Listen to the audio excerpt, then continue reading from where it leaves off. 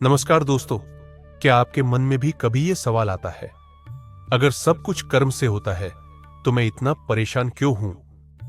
आज श्री कृष्ण के शब्दों में समझेंगे कर्म का सिद्धांत आखिर काम कैसे करता है। कर्म से कोई नहीं बच सकता।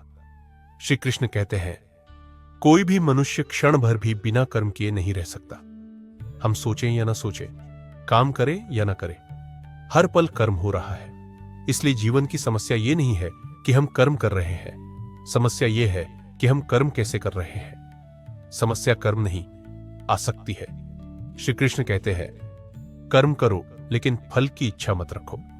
हम मेहनत करते हैं और कहते हैं, मुझे यही चाहिए, अभी चाहिए। यहीं से दुख शुरू होता है।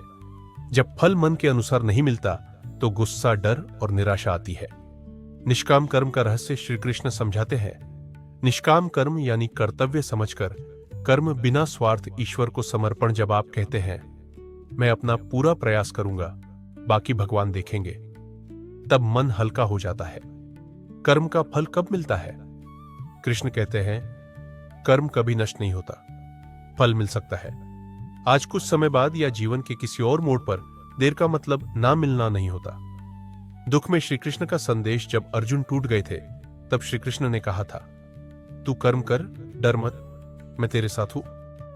तो दोस्तों, कर्म से मत भागिए, कर्म को पूजा बनाइए। कर्म का सिद्धांत यह कहता है कि जैसा कर्म हम करते हैं वैसा ही फल हमें मिलता है, अभी या भविष्य में। भगवद गीता में श्री कृष्ण ने कर्म को बहुत गहराई से समझाया है।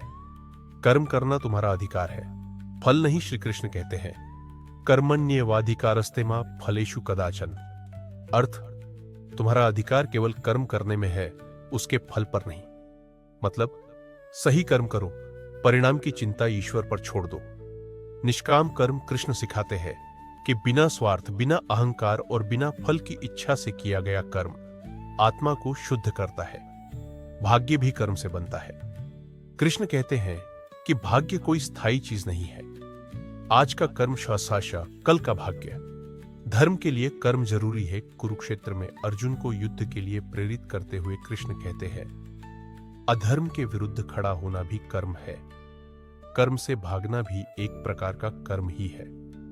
ईश्वर में समर्पण, जब मनुष्य अपने कर्म भगवान को समर्पित कर देता है तो कर्म उसे बांधता नहीं बल्कि मुक्त करता है। संक्षेप में, कर्म से कोई नहीं बच सकता। सही कर्म आत्मा को ऊपर उठाता है, गलत कर्म बंधन बन जाता है।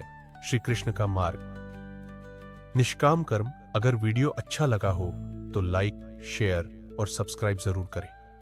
राधे राधे।